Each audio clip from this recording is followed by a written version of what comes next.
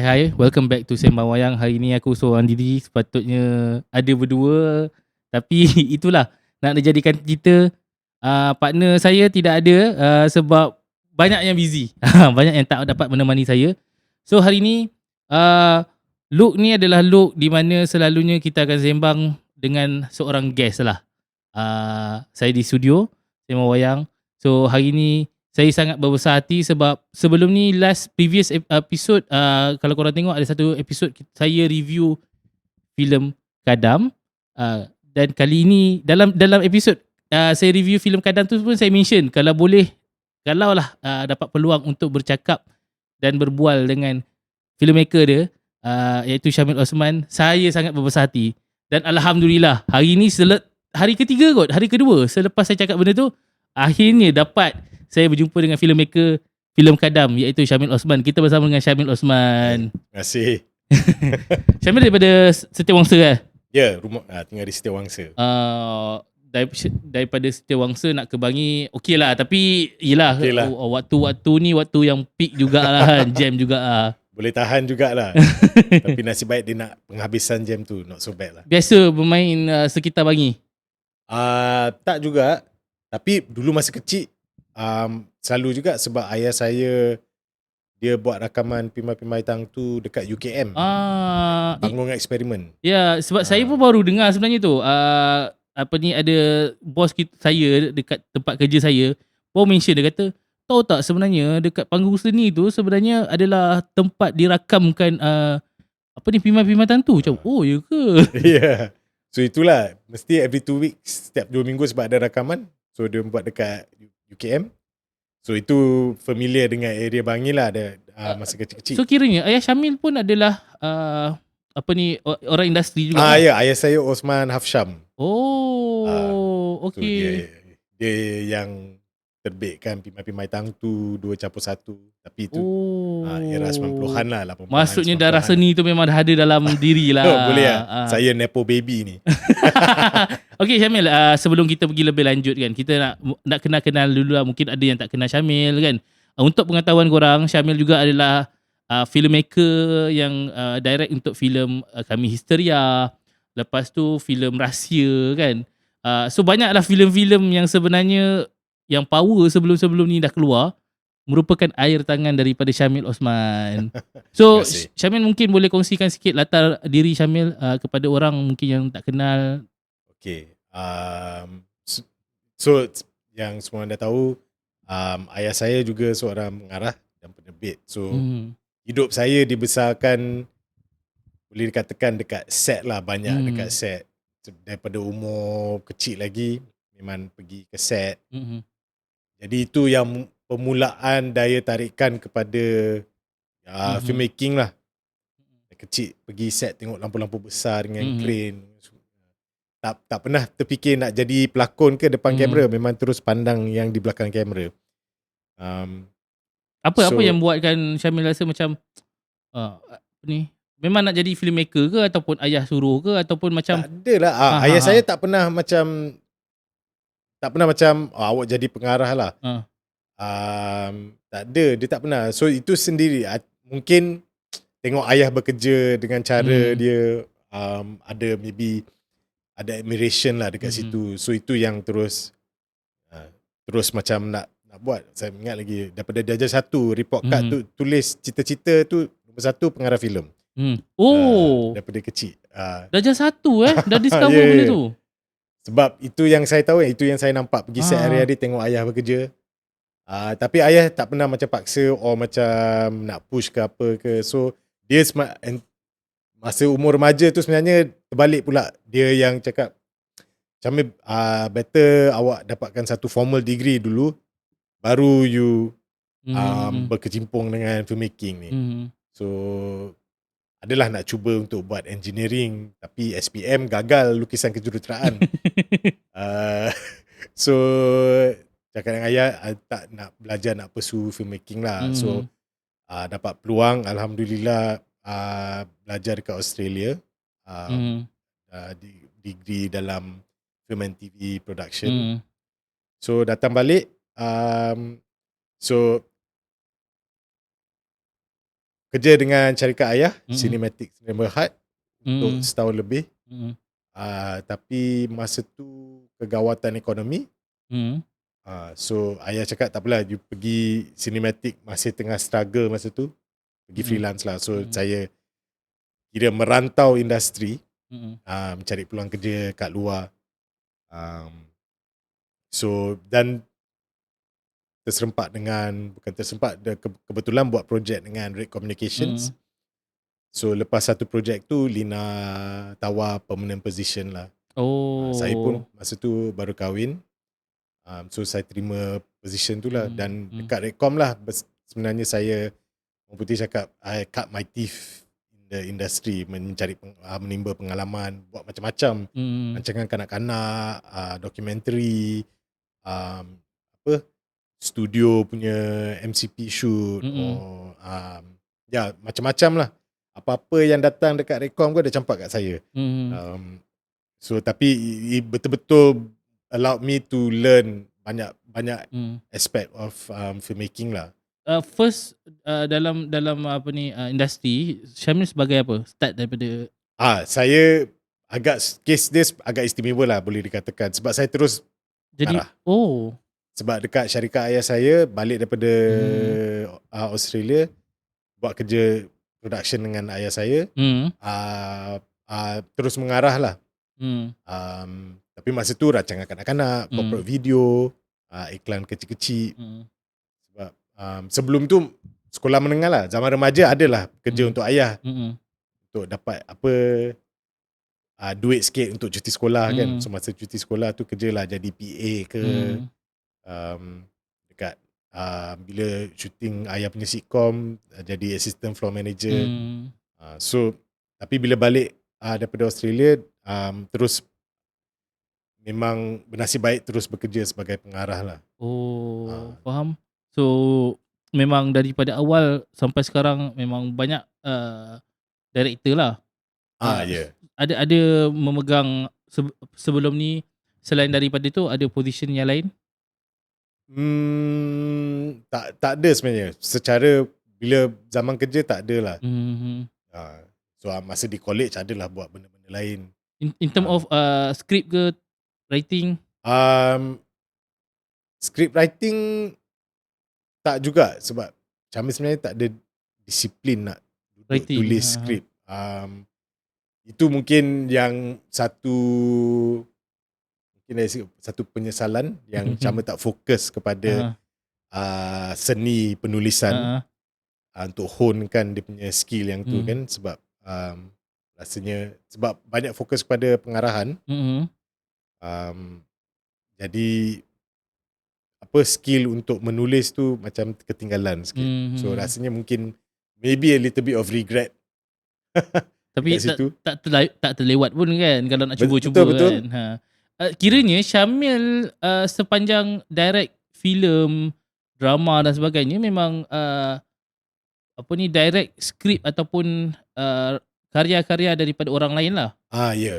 So tapi dekat Redcom saya juga terlibat dalam development.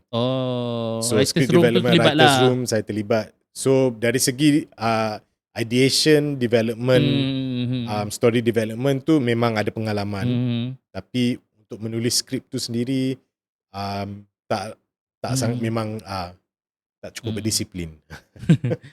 Saya tengok balik kan, bila kita tengok balik Syamil punya banyak direct filem, kalau saya tengok genre dia adalah rahsia, Kami Histeria kan, lepas tu Kadam.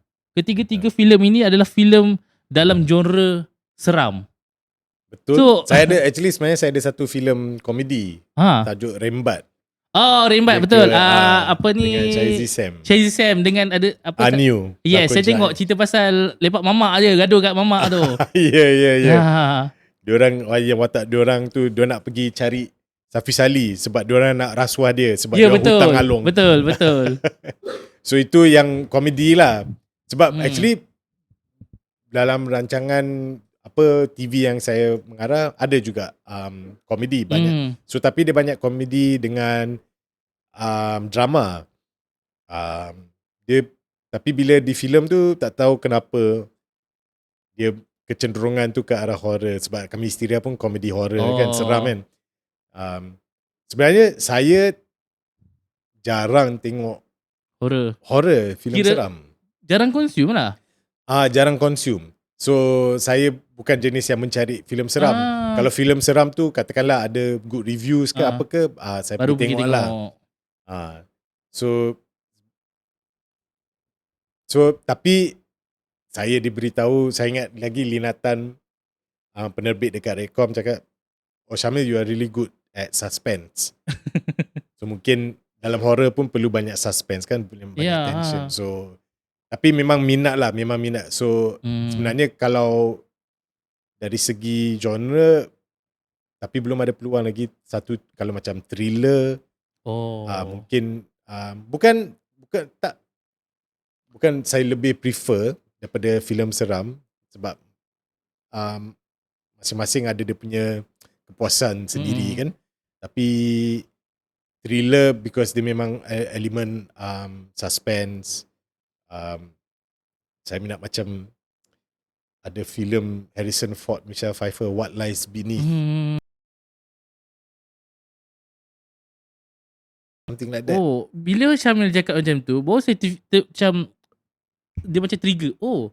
Filem rahsia dengan filem kadam ada that kind of vibe thriller. Saya rasa lah. Sebab untuk sesiapa yang tak tahulah, filem kadam ni dia punya filem genre seram yang sangat tidak tipikal seperti filem seram yang lain. Dia punya, yalah, kalau kita tahu filem seram ni mesti ada bunyi seram, sound yang seram, lepas tu selalunya malam, lepas tu dia banyak jump scare kan.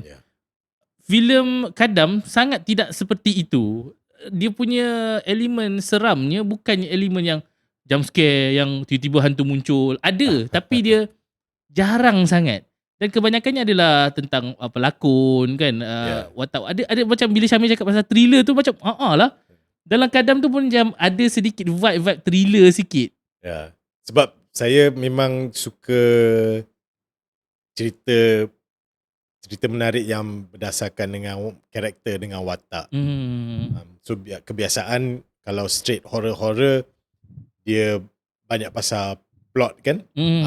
Maksudnya perkembangan plot, plot twist, reveal, which is fun juga. Tapi Syamil suka bekerja dengan pelakon lah. Salah satu one of my favourite yang aspect dalam filmmaking ni ialah bekerja dengan pelakon. Proses rehearsal, membentuk satu watak. Okey lah, kita terus sembang tentang filem kadam sebab itu memang tujuan kita datang sini. Syamil pun pakai baju kadam kan. Boleh kongsikan sikit kot, Syamil boleh kongsikan sikit tentang sinopsis filem kadam untuk mungkin pendengar tak yang belum menonton, dia macam tengok podcast ni untuk patut ke aku tengok. So mungkin Syamil boleh kongsikan sikit sinopsis, benda yang tak spoiler lah. Faham. Okay, filem kadam ni berceritakan tentang seorang ibu bernama Melo yang baru saja kehilangan ibunya, nenek dalam keluarga tu, Mek Yah. Nek Mak. Nek Mak, Mek Yah pula. Dan dari situ dan dia terpaksa berhadapan dengan persoalan sama ada untuk terima atau mewarisi saka yang dipegang bergenerasi dalam keluarga tu. Dan sama ada dia kena buat keputusan nak putuskan generasi warisan generasi ni untuk kebaikan anak dia atau sambung dan terima. Jadi permulaan cerita ni ialah dia cuba nak tolak, tapi lama kelamaan itu kita tak boleh jangan ni. Faham? Okey. Lama kelamaan ada benda yang berlaku ada cerita dia. Tapi satu benda yang saya suka Syamil pasal filem ni, dia sangat menggambarkan, mungkin orang tak tahu ritual ini adalah budaya yang pernah diamalkan satu ketika dahulu. Sebab orang dulu-dulu ni bercucuk tanam. Sebab rumah mungkin jauh daripada bandar, nak beli pun susah dan sebagainya. Tak macam sekarang ada pasar dan sebagainya kan. Kemudian ada bela ayam untuk makan sendiri. Itu adalah gambaran cerita itu. Memang itu adalah suasana kampung satu ketika dahulu, yang mana dia membela sesuatu untuk menjaga hasil tanaman, Betul. belaan dia sebagai apa penjaga lah. Penjaga. Untuk pelindung untuk Pelindung. tanah dia dengan ternakan dia. Itu adalah premise filem ni yang saya rasa simple sangat. Tapi dia punya conflict story dia tu, how you guys explore story tu daripada watak per watak. Saya rasa sangat cantik dan sangat kemas lah. Itu benda yang kudos lah untuk tim Kadam. Tu kudus kepada penulis lah. Betul. Tapi Fariza Azlina. yang execute pun Syamil part of the team yang execute dengan sangat baik saya rasa. Okay. I mean kita pengarah kan, kenalah buat kerja pengarah. Sebab saya percaya kalau writing saja bagus tapi execution, sebab filem dia yalah macam mana kita nak menghasilkan sebuah writing yang bagus untuk ditatap oleh orang awam, orang audience, mestilah dengan hasil kerja director yang juga kena faham apa yang diminta daripada skrip tu. Betul. Sebab memang Fizi penulis dia banyak buat research. Tapi memang inspirasi untuk tulis skrip tu, kalau tak silap, I mean if I can speak on her behalf, dia memang dia macam an ode atau a love letter kepada datuk nenek dia. Sebab kehidupan di kampung, sebab rasanya bila saya simpan dengan dia cakap macam jarang kita ada filem di set yang di era dulu, betul-betul kampung pedalaman. Betul. Yang betul-betul apa dia punya detail dalam kehidupan tu lah. So memang yang dia bagi tahu yang Saka ni memang tujuan dia untuk perlindungan, untuk tolong, untuk jadi tolong, kan betul macam awak cakap, memang bila kampung jauh daripada hospital, jauh daripada ni, untuk nak beli makanan ke apa ke. So jadi agaknya boleh dikatakan pembelaan Saka ni dah jadi pelindungan lah. Which is benda tu memang adalah realiti satu ketika dahulu. Saya rasa kalau kita tanya zaman-zaman dulu 50-an kan, memang latar masa filem ni pun begitu. Memang suasananya begitu saya rasa. Saya nampak satu posting daripada Anwar Hadi. Tak tahu kalau Kak Syamil kenal kan. Dia kira influencer lah kan. Anwar Hadi mention tentang ramai orang tak discuss tentang how good filem Kadam dalam execute something yang satu ketika dahulu budaya orang Melayu ni sangat macam meminta bantuan daripada benda yang salah lah. Macam mana dia kata kebergantungan kepada benda-benda yang benda yang macam tu, yang sebenarnya menyimpang daripada agama kan. Betul, which is benda tu betul. Sebab dalam, saya rasa boleh kot kita sembang satu scene yang without spoiler kan. Satu scene yang saya sangat suka, which dialog daripada Putih anak dia yang perempuan tu kan. Kan dia tanya kenapa mak tak bagi makan, bagi je lah makan, dia kan nak tolong kita. Dia macam gambaran kepada tak salah sebenarnya kan. Macam dialog orang, apa salahnya, dia kan nak tolong kita. Tapi indirectly apa yang Melo jawab dengan Melo dengan manis jawab benda tu salah dan menyimpang daripada agama, sesat dan sebagainya. Saya rasa itu adalah gambaran mesej yang agak besar dan kuat sebenarnya untuk masyarakat kita. Apa pandangan Syamil sebenarnya tentang benda tu? Mungkin Syamil waktu discuss dengan Fizi ada discuss tentang dialog tersebut. Ada, sebab memang dari pandangan anak kecil putih itu, dia, sebab diorang dia tak tahu yang benda tu salah. Dia belum tahulah benda tu salah daripada sisi agama ke apa. Sebab itu dah memang budaya bertahun-tahun. Betul. So backstory dia, Nek Mak dah ajar dia macam mana nak buang ancak, semua tu. Sebab tu era tu diset juga pada era yang itu juga, di turn of Merdeka lewat 50-an. Sebab saya rasa masa tu baru peralihan negara dengan budaya agama Islam mula berkembang. Memang agama Islam dah ada lama, tapi berkembang dan menjadi bukan sahaja agama tapi satu cara hidup kan. Dia mula berjadi satu cara hidup. Sebab itu yang watak manis sebenarnya represent lah. Betul. Dia dah pergi ke bandar, dia dah belajar agama tu, ilmu agama tu, dia datang bawa balik. Betul. So sebenarnya ada beberapa scene yang terpaksa dipotong. Oh, itu yang menarik tu yang kita nak tahu tu. Boleh kongsikan sikit deleted scene? Ada a few. InsyaAllah maybe harap-harap boleh maybe as content dekat social media selepas dah beberapa minggu filem tu. Tapi ada macam sebenarnya ada scene yang kita dapat taste of kehidupan Melo dengan dua anak dia. Sebab kita dapat tahu sebenarnya yang dia masak apa nama dia, kuih bakar dengan macam mana dia masak harian. So ada scene manis pun, scene yang dia bersembang dengan dua budak tu sebenarnya panjang sikit sebab dia nampak dia mengaji dua budak tu tulis balik ayat-ayat ayat Quran, tapi sebab dia panjang kan, so itu yang terpaksa dibuang lah. Jadi dari segi itu perubahan di negara dengan berkembangnya agama Islam dalam budaya Melayu, so boleh dikatakan filem Kadam ni agak, bagi saya agak Islamik. Ya, betul. Setuju. Sebab dari segi memang dia punya teladan dia ialah keimanan kita kepada Yang Maha Esa tu.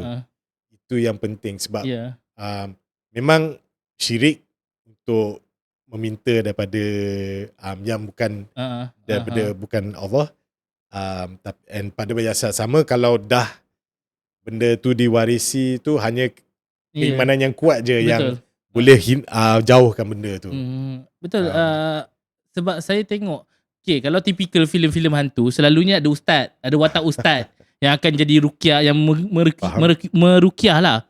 Tapi dalam filem Kadam ni saya macam, akan ada ustaz tak? Ada ustaz tak? Siapa ustaz yang akan datang? Sampai ke sudah memang tak ada ustaz pun sebenarnya kan.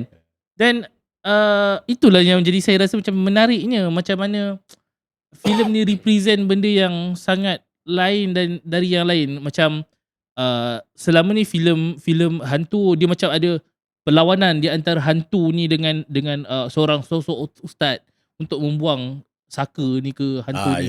Faham. Tapi filem ini bukan berdiri seperti itu. Filem ni hanya tentang keyakinan kan. Dia literally berdiri di atas keyakinan. Maksudnya betul, cerita tentang keyakinan seseorang terhadap bantuan dan sebagainya.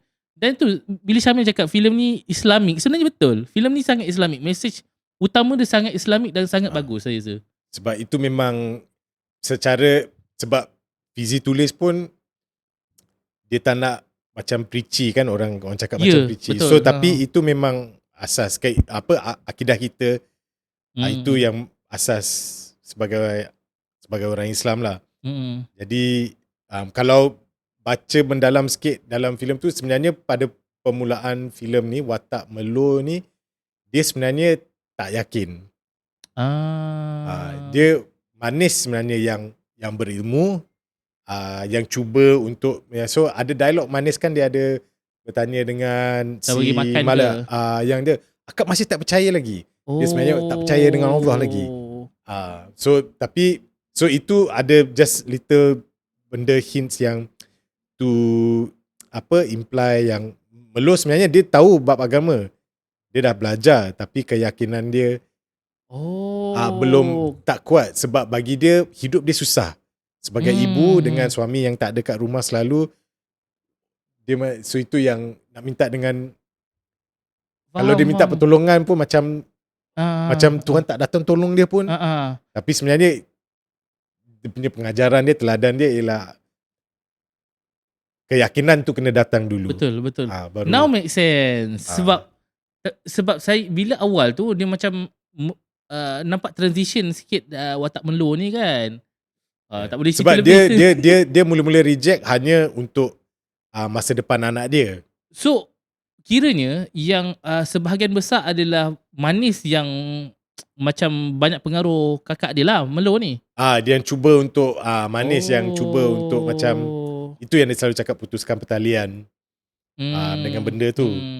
Okay. Sebab Manis nak Yeah. So dia pembawa harapan, itu perasaan yang saya nak penonton rasa lah bila Manis kembali datang balik. Okay, saya nak sembang pasal Melo lah kan. Okay. Satu watak yang sangat menarik untuk kita bincangkan. Melo ni untuk pengetahuan semua, Melo dilakonkan oleh seorang pelakon Indonesia, Agni Haq, yang sebelum ni banyak melakonkan filem-filem seram kan. Waktu awal-awal tengok, jujurnya waktu tengok trailer, saya tengok trailer ni macam kurang je filem ni kan. Saya macam tak berapa yakin kan. Tapi selepas menonton filem ni, wow, saya betul-betul respect sangat dengan Agni Haq, dan saya rasa macam in fact sebenarnya saya bersembang dengan kawan-kawan review yang lain, kebanyakan cakap benda yang sama. Kebanyakan katakan ini adalah best performance Agni Haq. In fact daripada filem Indonesia pun tak sepower ini. Ini adalah performance yang terbaik filem lokal dekat filem kita. So saya cakap betul memang powerful sangat. So watak Melo ni adalah, untuk pengetahuan semua, watak Melo adalah seorang watak ibu yang bisu. So perbualan dia saya tak ada perbualan. Dia tak bercakap atau dia tak bersuara, tapi bisu, lebih kurang bisu jugalah. So daripada awal memang skrip ini Melo memang bisu, seorang yang bisu. Ya, sebab Fizi memang nak watak utama tu seorang wanita, seorang ibu yang tak bersuara dari segi metafora dengan literal. Dia tak bersuara, dia tak dapat, sebab memang dia seorang ibu di kawasan pedalaman dan tak ada siapa nak dengar rintihan dia. So itu dia punya nuance lah, dia punya lapisan dia, sirat dia. Jadi memang daripada awal dia tak bercakap. Itu pun bahagian daripada bila Syamil cakap pasal metafor, saya rasa goosebumps mau. Sebab di dalam filem tu gila dia dikacau kan. Lepas tu dia struggle untuk ajar anak dia, untuk meminta perlindungan dan sebagainya kan. Anak dia pula macam memberontak sikit kan. Saya rasa macam struggle-nya mak dia ni. Dia tak boleh bercakap, dia tak boleh ajar anak dia tak boleh bagi arahan, hanya boleh buat simbol macam sign language kan. Struggle-nya, kita merasa struggle dia tu. So bila Syamil katakan itu adalah sebahagian daripada metafor, wow, saya rasa itu lebih menggambarkan mesej yang sangat kuat kepada watak perempuan. Sebab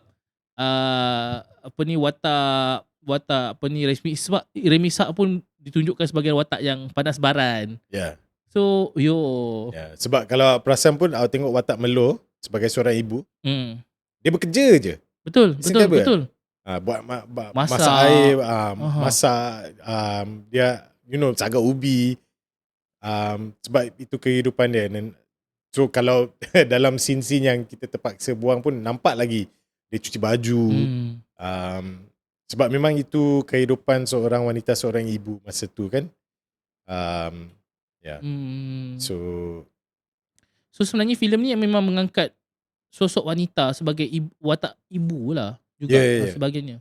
Sebab Fizi pun seorang ibu. Sebab itu saya bukan terpaksa lah, memang spend banyak masa bersembang dengan dia, apa niat sebenar cerita ni, dia punya tema-tema. Sebab saya pun nak faham, kena faham watak-watak ni kan. So selalulah bersembang malam-malam, lamalah 2-3 jam, go through the scene and then tanya dia apa, intention, niat di sebalik itu semualah. Memang Agni Haq memang dipilih sebagai Melo daripada awal ataupun macam mana? Banyak, proses pemilihan pelakon untuk watak Melo tu ada, memang kita lihat pelakon di Malaysia lah, of course. Tapi dia ada beberapa kriteria atau boxes yang pelakon tu kena tick, tapi Syamil tak jumpa apa yang tick semua. So dia kena ada look yang macam Kampung Nusantara. Dia sebab watak tu ada aspek fizikal yang agak kuat. Okay. Kedua, faham. Dan rasanya nombor 3 ni sebab kita nak accurate kepada zaman tu. Saya dengan Fizi memang bayangkan dia watak keluarga ni diorang tak pakai tudung. Oh, okey faham. So walaupun ada yang kita lihat dekat pelakon Malaysia tapi bertudung. Dia katakanlah example Diana Daniel, dia ada acting chops tapi muka Pan Asian tak boleh. Kalau Umi Nazira, dia pun hebat berlakon tapi dia pakai tudung. So jadi tapi apa yang seal the deal bagi saya dengan Ahni ni ialah terus daripada saya tengok, sebab Datuk Izzah Momar yang cakap datang dekat saya dengan Lina, have a look at pemandi jenazah, have a look at this actress. Sebab dia kan banyak buat distribution untuk filem Indonesia. So landscape filem industri Indonesia dia memang experience. So have a look at this. So saya dah tengok Mencuri Raden Saleh, Desa Penari KKN tu. So bila tengok dia pemandi jenazah, she's the girl from that tu. And then tengok pemandi jenazah, saya rasa Corin dengan Izinkan Aku Berdosa. Then dia ada satu intensity yang saya rasa masa tu memang macam tepat sesuai dengan Watak Melo. Sebab Watak Melo ni kena ada satu intensity, sebab dia intensity dan pada yang sama kelembutan. Sebab dia bukan wanita yang kasar, dia tegas dengan anak-anak. As every mother kan, memang tegas. Tapi pada masa sama dia kena ada satu intensity lah, sebab dia punya character journey tu agak intense. Betul. Agak intense. So memang, dan saya meet online meeting dekat Zoom.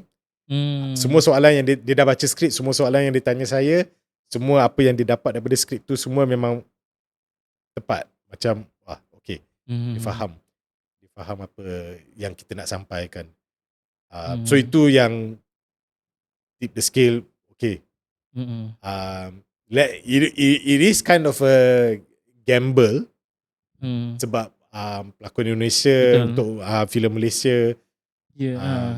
Sebab awal-awal saya melihat trailer, saya cakap ni kenapa filem orang pelakon Indonesia kena watak. Saya ingatkan dalam cerita tu memang ada watak Indonesian kan. Tapi bila orang cakap tak, ni memang watak Malaysia, orang Malaysia. Kenapa macam memilih watak memilih Agni Haq. Tapi selepas menonton filem tu, dia bisu first. Okey lah kan. Macam tak adalah nak cakap slang bahasa Melayu kan. Second, bila selepas saya menonton juga, saya rasa macam memang dia adalah orang yang sangat tepat. Sebab dia carry filem tu sebagai Watak Melo dengan sangat-sangat baik. Sangat baik saya rasa. Sebab Watak Melo ni tak boleh bercakap. So banyak scene yang sangat emotion, kena carry dengan emotion tau. Sedih. Lepas tu ada satu watak nak menunjukkan keadaan membentak dengan suami. So bayangkan, dia hanya boleh tunjukkan dengan body language. So saya rasa memang sangat susah lah benda tu. Betul. Boleh Syamil kongsikan sikit macam mana benda tu Syamil execute dengan Agni in term of benda tu. Okay. So permulaan proses tu sebelum dia datang ke KL untuk proses rehearsal, dan kita ada acting workshop dengan acting coach Bella Rahim. So dekat Back Indonesia, saya nak bagi dia autonomi untuk cipta sign language dia sendiri.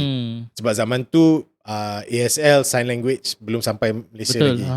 So zaman tu based on research, apa yang orang yang bisu biasanya is they call it pigeon signing. Maksudnya cipta sendiri, hanya kawan-kawan dengan family je tahu. Okay. So okay, ni lagi awak ada sebulan untuk datang ke Malaysia untuk start proses rehearsal ni. Dalam masa sebulan dia create some sign language base, dia punya basis asas tu dia yang garap sendiri. So then bila datang dalam acting workshop tu dengan acting coach, lepas tu kita ada sign language vocal coach yang juga mahir dalam sign language. So kita shapekan dia punya sign language lah. Kemaskan sikit. Tu yang salah satu. So bila dalam skrip tu dia banyak reference kepada dia refer kepada Saka tu. So ada a few option, diorang tunjuk kat saya 2-3 option apa moment, apa gesture untuk dia. So yang saya paling suka tu ialah ni. So dia supposed to represent, sebab mengikut kepercayaan based on research, penampakan Saka tu biasanya akan mengikut tuan. So it's like ambil muka jadi dua. So itu maksud dia. Okay. Saya nak cerita tapi takut spoiler. Faham, yeah. Sebab dalam typical filem hantu ada watak yang melakonkan watak hantu. Dalam filem ni tak ada ya. Hantu itu adalah pelakon yang sedia ada. Maksudnya siapa pelakon tu, itulah hantunya. Kalau korang faham lah, yang menonton filem tu faham lah. Dia tak ada hantu. Contoh kalau sebelum ni ada cerita hantu, watak dia ni watak sebagai hantu, melakonkan watak sebagai hantu. Filem ni tak ada. Watak yang sebagai manusia tu mungkin dia juga lah yang jadi hantu dalam filem tersebut. So, itulah gambaran dia. Maksudnya sebab saya ternampak juga, sebab kita faham Kadam kan. Kadam ni macam macam hamba ataupun orang suruhan. Lepas tu dia memang mengambil wajah tuannya. Transition tu kita nampak lah pada awal sehingga ke ujung filem ni. Faham? Ada tak Syamil boleh kongsikan sikit tentang macam mana Agni Haq ni punya performance waktu penggambaran sekali? So dalam proses rehearsal tu banyak kita work out dia punya performance, dan dia sangat committed lah. Dia banyak memberi idea. Dia punya proses dia agak dia memang akan berfikir membantu. So then salah satu yang membimbangkan masuk proses penggambaran ialah yang dua-dua saya dengan ini we were aware, and then we one of the key things is dia punya consistency, dia punya graph daripada awal sampai habis tu dia kena cantik lah. Betul. Sebab kita shooting tak ikut sequence kan. So tengoklah, selalu saya dekat monitor tu sementara tunggu setup, si Anini belakang saya, dia dah minta iPad dekat budak konti, dia tengok balik scene tu, dia review balik scene sebelum ni, scene selepas ni apa. Selalu dia tengok balik. Then so kadang-kadang saya spot macam mungkin ni terlalu intense, ni belum lagi sampai tahap ni. In term of apa? Expression daripada agaknya daripada intensity lah. Sekarang ni dia dah gila 100% ke atau gila 50% ke? Maksudnya dia scene ni belum lagi hold dulu sikit. Sebab dia punya graph dia lah. Sebab tu bila nampak, bila betul-betul climax tu memang betul-betul sebab kita tak boleh bagi kau lebih dekat awal-awal. Lepas tu kita nak pergi mana lepas tu? So tapi habis shooting tu kita hanya boleh buat yang terbaik masa shooting tu. Tapi bila masuk editing tu, first rough cut tu, saya tengok first rough cut tu dah nampak power tepat. Dia punya memang dia punya graph intensity tu sangat cantik. Tu yang saya tengok. Sebab baru bila dah letak semua scene together, baru you boleh rasa kan. Betul. So baru macam lega pun ada, tapi macam impress pun ada, macam terror Minah ni. Saya betul-betul impress lah, sebab bila tengok cerita ni, bukanlah kita nak underestimate kan, tapi sebab yelah awal-awalnya sebab filem ni filem lokal kan, filem Malaysia. Kita takut budaya mungkin sedikit berbeza, walaupun tak tahulah kan. Kemudian saya macam mula-mula bahasa bahasa dah tak ada dah. Tapi bila menonton filem ni, dia punya expression tu sebagai ibu, saya macam Saya tak tahu lah. Saya rasa bila tengok, teringat scene tu, saya rasa saya boleh menangis. Saya rasa sedih. Sebab scene dalam filem tu, di hujung-hujung tu memang banyak part-part yang menyedihkan lah kan.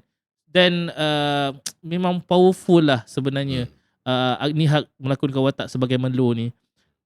Selain daripada Melo, watak awang, Remy Sak kita tahulah dia punya karakter, dia punya lakonan yang power. Dia Tapi memang salah seorang pelakon lelaki yang saya rasa tak banyak yang ada range yang hebat. Dia memang seni lakonan tu memang ada dekat dia lah. Dia bukan sekadar hero je. Menarik juga sebab sebenarnya watak awang ni ataupun watak Remy Sak ni kan sebagai bapa yang macam dia sangat tipikal zaman dulu-dulu kan, bapa yang garang, panas baran, lepas tu dia macam tough love kan. So boleh Syamil kongsikan macam mana craft watak awang ni? Okay. Saya bayangkan watak awang ni, dia memang yang Izzat cerita lah, dia memang tipikal watak bapa-bapa, especially zaman tu yang memang kemuk je muka, dia baran. Sebab memang hidup masa tu susah kan. Betul. So tapi pada yang masa yang sama, salah satu storyline naratif dia ialah perkahwinan atau boleh dikatakan hubungan suami isteri Awang dengan Melo. Dan saya rasa Awang dia tak boleh just one dimensional baran sebab dia tak ditulis begitu. Betul. Sebab Fizi pun cakap macam, so dia pada satu masa dahulu mereka memang sayang, memang cinta satu sama lain. Itu yang saya rasa Remy memang ada kualiti dua-dua itulah. Dari segi dia boleh ada threatening punya presence, macam rasa bahayanya, tapi pada yang sama bila watak tu perlu macam jadi vulnerable, dia boleh buat juga, and orang akan percaya. Betul. Saya suka sebab di awal filem orang macam tak guna punya lelaki, Awang ni memang baik mampus je lah kan. Tapi macam dia ada transition macam macam sweet juga Awang ni. Dia dari transition yang macam kita rasa awal-awal ni berbeza perasaan dia dengan Awang ni. Lepas tu ada transition yang berbeza dengan perasaan dengan Awang ni. So saya rasa benda tu sangat menarik lah. Karakter Awang ni sangat warna-warni lah. Betul. Colourful lah. Sebab itu yang buat watak dia menarik. Dan itu yang bagi betul lah dia punya, saya hampir nak cakap nak bagi spoiler tadi. Tapi sebab dia ada, sebab kalau dia just memang watak dia panas baran. Memang watak dia dah buat benda yang susah nak dimaafkan. Tapi pada itu yang buat, yang saya nak penonton tengok macam dia punya push and pull dengan watak-watak ni macam itu yang buat dia engaging. Betul. Watak Awang pun saya rasa antara watak yang menarik sebab dia represent watak sebenar satu ketika dulu kan. Bapa-bapa yang macam sayang anak dia sebenarnya, sayang je. Tapi dia tough love kan. Dia and then salah satu aspek kenapa kita set pada era tu juga ialah dia secara organik, sebab orang dulu-dulu tak bercakap banyak kan. Dia tak cakap pasal feelings, they don't talk about emotions. So dia terus macam dia fit lah dengan karakter Awang objektif, tu. karakter Awang dengan Melo, dengan the whole identity of the film yang tak banyak dialog. Okay, kita dah cerita tentang karakter. Saya nak patah balik sikit. Sebelum filem kira pre-production lah kan. Berapa lama sebenarnya waktu datang kat Syamil kan, producer datang kat Syamil, okay kita ada ni karya Kadam kan. Sebenarnya itu dah melalui berapa banyak proses draft skrip dah? Skrip tu sebenarnya dah melalui banyak draft. Fizi mula tulis sebenarnya 2018 kalau tak silap saya. Ini satu trivia yang pada satu ketika dulu skrip ni patut difilmkan dan Fizi mengarah. Oh. Tapi sebab COVID, lockdown, Hmm. paksa diketepikan. Hmm. Lepas tu atas sebab-sebab peribadi, Fizi buat keputusan yang dia tak dapat mengarah skrip ni. Itu yang very good fortune, Lina Tan hantar skrip tu kepada saya. Maksudnya sebelum PKP skrip tu dah siap masak? Kalau awak tanya Fizi akan cakap nasib baiklah kita tak shoot masa tu. Oh, sebab ada benda lain lah yang diubah. Sebab lepas ni kita ubah, kita garap, kita revise. Sebab benda kreatif ni dia memang takkan berakhir. Faham. Dia deadline je yang menentukan kita berhenti. Shoot tahun bila? Shoot tahun lepas. Bulan 9 dengan bulan 10 tahun lepas. 2 bulan je lah. Shooting 32 hari. 32 hari. Dekat saya dengar sebahagiannya adalah di Gopeng. 100% dekat Gopeng. Semua Gopeng lah. Oh yelah, sebab dia kampung je kan. So gua tu semua di Gopeng juga. So sebab memang nak tentukan lokasi rumah tu, so masa pre-production tu macam-macam terfikirlah. Sebab rumah tu kena dekat tengah-tengah hutan. Bila cari rumah ada kampung-kampung keliaran. So terfikir nak naikkan green screen ke, buat background replacement, macam banyak kerja pula. So sama ada jumpa rumah yang sesuai tapi persekitaran tak sesuai. Persekitaran hutan tu sesuai tapi rumah tu tak tepat. So rumah tu dibina ataupun rumah sedia ada? Rumah ni sebenarnya yang sedia ada dekat Rauk. Rumah tu ada dekat Rauk. Pahang. Dekat Pahang. So kita jumpa rumah ni. Saya suka dia punya layout, saya suka dia punya kayu-kayu yang simple yang dia pakai. And then memang di banner dekat era tu, tak sebelakang lewat 50-an tapi 60-an lah. Dan so kita beli rumah tu, kita dismantle, kita bawa ke tanah dekat Gopeng. Dan banner balik dengan apa-apa custom specification yang kita nak lah. Tapi basic layout tu sama dengan masa original tu lah. So itu pun sebab I think that was a genius stroke lah. Like, sebab kita tak payah. So kita dah jumpa tanah dekat Gopeng tu, dan dekat hutan yang ada hutan rimba dia semua. Lepas tu naikkan rumah tu lah. Naikkan rumah kat situ. So kita kena ratakan tanah tu untuk bina rumah. Dan memang scheduling dia daripada pihak production memang very smart lah. Sebab 2 bulan sebelum syuting kita bina rumah tu. Rasanya bina rumah, sebab ratakan tanah, sebab by the time kita nak datang syuting tu, tanah tu dah nampak macam lived in. Dah ada mula-mula tumbuh dia punya weeds dengan dia punya apa-apa tumbuhan kan. So dia tak nampak macam baru je kita ratakan tanah tu. Rumah tu masih ada di sana? Rumah tu masih ada di sana. Tak dirobohkan lah? Tak dirobohkan. Oh, mungkin lepas ni filem Kadam popular, mungkin rumah tu boleh jadi siapa nak melawat rumah Kadam kan. Boleh. Haunted house, tourist attraction. Apa tadi? Saya ada satu soalan yang saya lupa nak tanya. Sebab kalau tengok filem tu, memang look rumah tu, lepas tu dia punya design dia tu memang nampak look tahun tu lah. Nampak cantik. Atap nipah tu lah. Atap nipah yang memang jual benda tu. Sebab itu yang, so itu pun atap nipah production designer Tam Khalid, dia yang cakap dia kena atap nipah. So kita carilah dekat Gopeng ada orang-orang kampung, orang-orang asli yang memang anyam nipah. So kita order dengan diorang. Order 500 dia buat keping-keping untuk buat atap rumah. All those details tu yang alhamdulillah saya bekerja dengan orang-orang yang suka, sayang pada apa yang kerja diorang. Ya, nampak hasilnya sangat bagus lah. In term of VFX, ada VFX ataupun memang gunakan practical shot semua? VFX ada. Mostly buang wire work.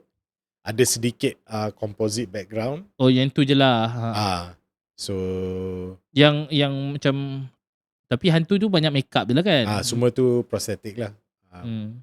So so dia tak banyak apa penggunaan VFX dari segi CGI. Kita cuba dapatkan semuanya in camera lah, practical. Saya ada satu soalan lah. Mungkin ada dalam skrip kot benda ni. Saya sangat suka scene yang waktu Remisa temankan hitam kat toilet tu. Lepas tu dia tekan torchlight, nampak. Dia off balik, bukan, dia off torchlight, nampak. Tekan tak nampak kan. Saya rasa scene tu, walaupun scene tu simple, tapi tu scary lah. Saya rasa itu, kalau saya terbayang, kalau situasi tu aku yang hadap tu memang scary lah.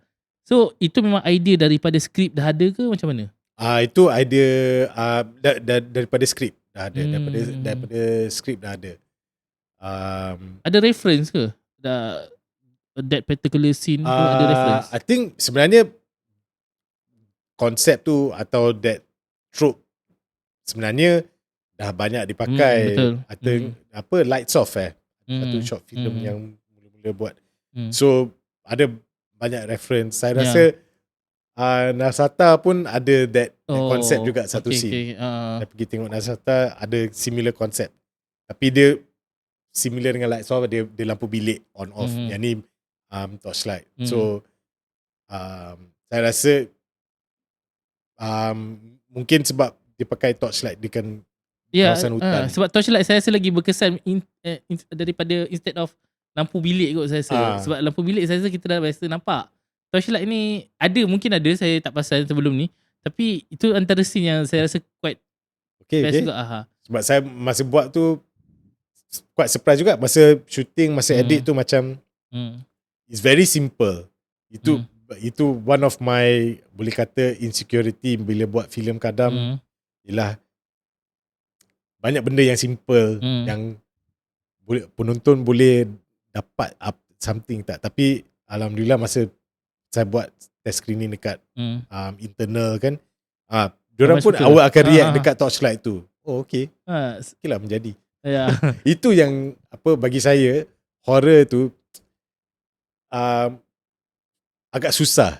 Sebab kalau you buat komedi, masa shooting tu, kalau funny, ketawa, you tahu okay menjadi. Kalau drama, benda tu, emosi tu you boleh rasa dah masa shooting. Tapi kalau shooting horror, you nak buat benda-benda yang all these set pieces, horror set pieces ni, you shoot okay, right, okay, dia dah on torchlight, dia dah off. Sebab tak ada pun benda tu kan. Tak ada ke benda. So kita tak tahu menjadi ke tak. Betul sampai you dah even dah edit. Sebab kita dah tahu kan, kita dah tahu apa jump scare tu, kita dah tahu apa yang jadi. So takut ke, seram ke, sebagai filmmaker kita tak boleh rasa until you tengok, bagi fresh eyes tengok, okay, alright, baru macam okay, lega sikit. Alright. Ada, boleh bagi, mungkin filem ni ada beberapa reference daripada filem luar yang dijadikan? Terus terang tak ada direct reference, tapi saya ambil sedikit sebanyak daripada The Witch, Robert Eggers punya filem. Itu that was more macam western folk. Also dia set pada zaman dahulu, kawasan pedalaman. So that was tapi sebab memang visual look dia different. Negara cuaca sejuk semua. Betul. Tapi music style tu saya ambil tu sebagai reference untuk Rendra. Dari segi strings tapi yang organic, yang dia tak orchestral sangat lah, dia more texture. Tapi sebagai reference, memang skrip tu reference saya dengan filem tu lah, archive photos reference. Sebab you kena tengok historical accuracy kan. Memang ada archive foto yang refer daripada apa, arkib ke ataupun ada arkib. I mean all the departments akan buat their research macam dia akan pull out all the reference photos daripada arkib ke, or daripada girl yang pada era tu kan, dengan Jessie yang buat dengan dia punya kostum semua. So that was kita punya reference lah, sebab dia sangat unik kepada Malaysia dan budaya Melayu kan. Betul. Itulah, cuma The Witch tu yang dari segi tonality yang macam filem seram yang understated. Betul.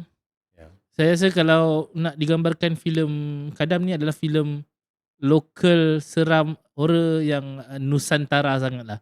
Memang vibe Nusantara tu memang terasa dalam filem ni kan. Dengan elemen budayanya. Kemudian Kadam tu sendiri adalah sebahagian daripada ritual orang Melayu dulu. So sangat menarik lah. Ya, saya rasa kita dah dekat hampir sejam dah. Sembang. Saya rasa seronok lah. Sebab kita dapat banyak reference yang punya macam ni watak melo. Saya ada dua lah soalan. Soalan pertama, selain deleted scene yang tadi yang Syamil kongsikan, mungkin Syamil boleh kongsikan sikit ada easter egg yang ada, mungkin orang tak tahu tapi tak nak ada spoiler. Okay. Without spoiler lah. Yeah. Saya patut fikir semua benda ni. Fikir lagi. Easter egg. Saya rasa watak melo kot. Watak melo ke, tak kisah watak siapa-siapa.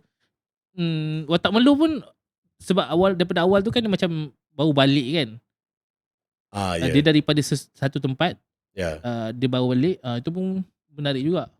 Dia adakah dia bekerja? Tak, yang nak imply dia ke kampung mencari pertolongan. Bila dia balik itu yang Putih tanya mana yang lain. Dia geling kepala, kita je. So sebab nenek kan tenat. Nenek tenat, dia pergi cari pertolongan orang kampung. So lagi sekali ini cara yang tidak, yang secara berkias untuk menunjukkan mereka terpinggir. Okay, ini pun mungkin easter egg lah kot. Waktu satu scene yang pegawai sampan pula, pendayung sampan tu kan, yang baru hantar manis tu kan, lepas tu dia kan macam intai-intai kan. So itu adakah memang menggambarkan itu yang dayung sampan tu adalah orang kampung yang tahu memang di situ diorang membela? Dia sebab benda-benda orang tahu kan, orang kampung desas-desus dengar semua, tapi itu yang memang nak disampaikan lah, bahawa orang luar ni macam tahu tapi macam takut. So itulah benda-benda sikit-sikit. Saya tak tahu apa easter egg lagi. Nek Mak, adakah Nek Mak ni memang pembela sahaja ataupun sebenarnya dia ni pengubat? Sebab orang dulu-dulu kalau selalunya macam ada benda-benda macam ni, dia juga mengubat orang, dia adalah dukun kampung. Tak ada. Dia tak ada buat kerja-kerja tu lah. Setahu saya backstory Nek Mak, dia memang sebab keluarga tu keluarga simple, dan memang kehidupan memang terpinggir. Cuma watak melo tu yang sedikit semayat kita tahu yang dia pergi ke kampung tu jual kuih. Itu sumber. Tapi banyak sumber pendapatan datang daripada awang lah. Kerja pecah tanah. Pecah tanah? Orang dulu cakap pecah tanah, tapi sebab another reason, sebab pembangunan bermula kan dekat zaman Merdeka tu. So itu banyak macam pecah tanah, maksudnya develop tanah. Macam diorang kerja awang tu kerja construction lah, boleh dikatakan.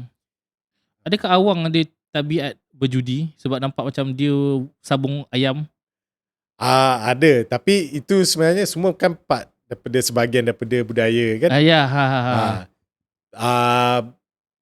Dia memang ada aspek ayam sabung tu lah, berlawan. Itu salah satu dia punya source of income lah. Saya rasa itu pun part of easter egg jugalah, kita boleh kongsikan lah. Sebab nak bagi bagi feed Syamil lah, supaya ini antara benda-benda yang mungkin orang boleh tahu detail tentang filem Kadam. Kalau korang nak tengok, aku rasa korang akan lagi fun dan enjoy episod ni, sebab korang tahu ni yang kita orang sembang pasal benda ni. Ni yang kita orang sembang pasal benda ni. Okay, satu benda, okay lah, saya tak tahu kalau ni easter egg ke, tapi yang masa dalam ada satu ketika tu, spoiler juga. Okay, tak apa. Bahaya masalahnya.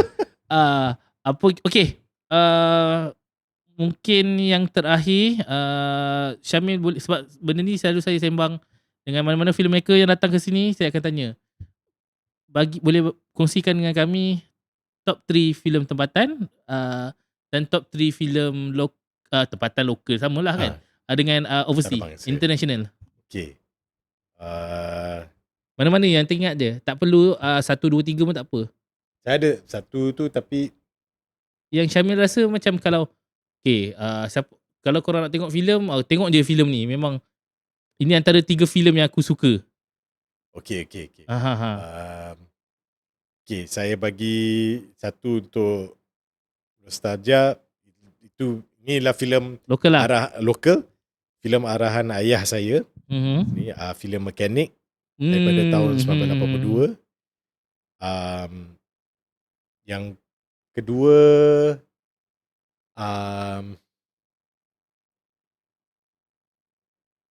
saya suka filem Abang Saleh yang bertajuk